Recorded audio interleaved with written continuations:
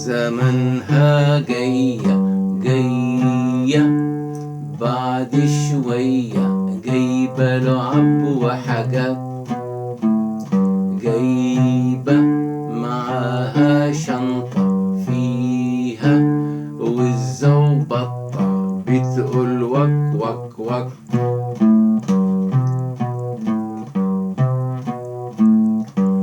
عارف الود اللي اسمه عادل جد دكتور وعمل له ايه؟ لقى رجلي كده زي الفتلة وبص شوية جوا عينيه،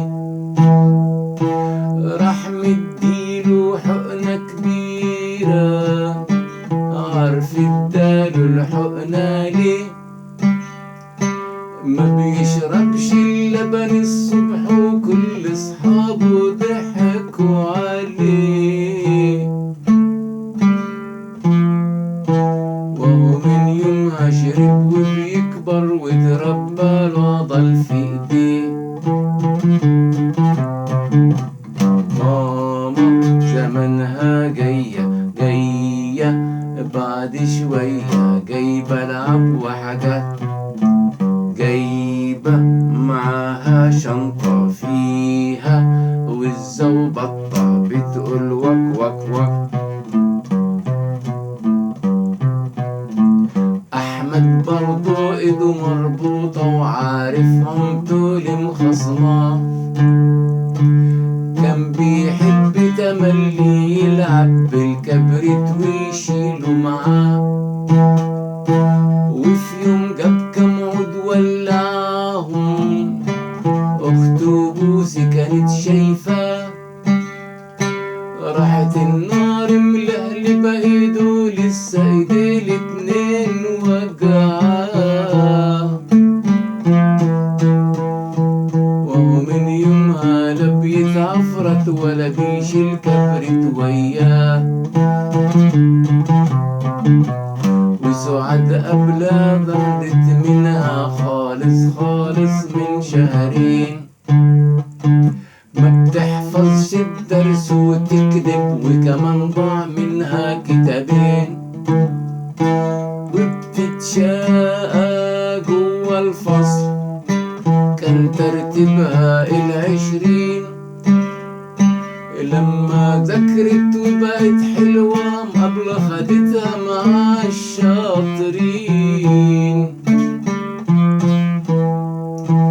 جت شهادتها آخر مرة وكانت الأولى من 30. وهكذا سيداتي آنساتي سادتي، راجعت معكم هذه الأغنية الجميلة التربوية للفنان الكبير محمد فوزي. هذه الأغنية على مقام العجم، عجم الدو طبعا. ببلش من الدو، دو ري مي فا صول لا سي دو، دو سي لا صول فا مي ري دو. 8 درجات. طبعا هو ما بيستخدم غير 6 درجات، بياخد من الدو للا، وبياخد من القرار سي سي سي لا صول، بصيروا 3 و6، بصير عندنا 9 درجات، من الصول للصول للا 9 درجات. هذه الأغنية فيها مقدمة وفيها مذهب، فيها 3 كوبليهات متكررات بهذا الشكل: مي مي فا ري ري مي دو دو ري سي صول، مي مي فا ري ري مي دو دو ري سي صول. هاي المقدمة الموسيقية فقط. هلأ بيروح للمذهب. ماما زمنها جاية دوري دوري سي صول، جايبة لعب وحاجات سي لا صول، دو دو ري دو سي لا صول. هاي المذهب انتهى. نروح على الكوبليه. في طبعا بنقدم له دو سي لا صول، دو سي لا صول.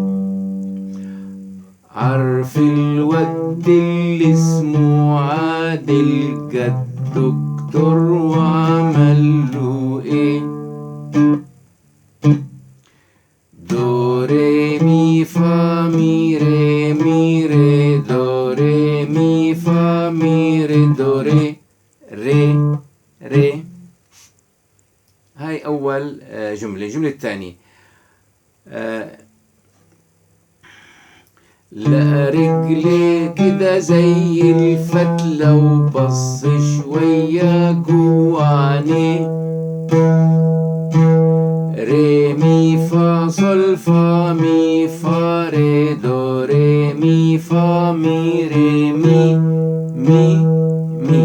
الجملة الأولى انتهت على الري، الجملة الثانية انتهت على المي، الجملة الثالثة راح تنتهي على الصول.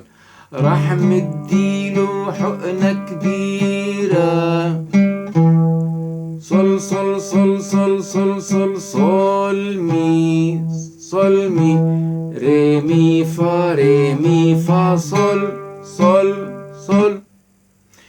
ما بيشربش اللبن الصبح وكل اصحابه ضحكوا عليه مي لا لا لا لا لا لا صل لا صل لا صل فا مي لا صل فا مي. كمان مرة. ما بيشربش اللبن الصبح وكل اصحابه ضحكوا عليه لا صل فا مي لا صل مي لا لا لا لا لا صل لا صل فا مي لا صل فا مي لا صل فا مي. من يومتها شرب وبيكبر وتربى له عضل في ايديه ري مي فا صل مي ري مي فا مي ري دو ري. اللازمة مي فا ري مي دو ري سي صول، وهكذا ينتهي العمل. بس هلا في طلاب سألوني ليش اخترت هذه الأغنية يا أستاذ؟ فأنا اخترتها الحقيقة لأنه فيها 6 حكم. الحكمة الأولى بالكوبليه الأول لما بيقول ما بيشربش اللبن الصبح وكل أصحابه ضحكوا عليه، هاي دعوة لشرب الحليب والطعام الطازج والصحي والطبيعي، وليس الذهاب إلى الطعام الصناعي. الكوبليه الثاني فيه دعوة إلى أن لا يستخدم الطفل الكبريت ويحرق أصابعه كما تقول الأغنية لا تلعب بالنار بتحرق صبيعك. فما بيجوز نحن كأطفال مثلا أو كطلاب إنه نستخدم النار والكبريت ونحن لا نستطيع السيطرة عليها. الكوبليه الثالث فيه 4 حكم. في عنا ما بتحفظش الدرس، عدم حفظ الدرس، الكذب وبتكذب، وكمان ضاع منها كتابين مهملة في أغراضها بتضيع الحاجات بتاعها، بتشاغب بالصف، وهي كمان عادة سيئة. هي 4 عادات سيئة عم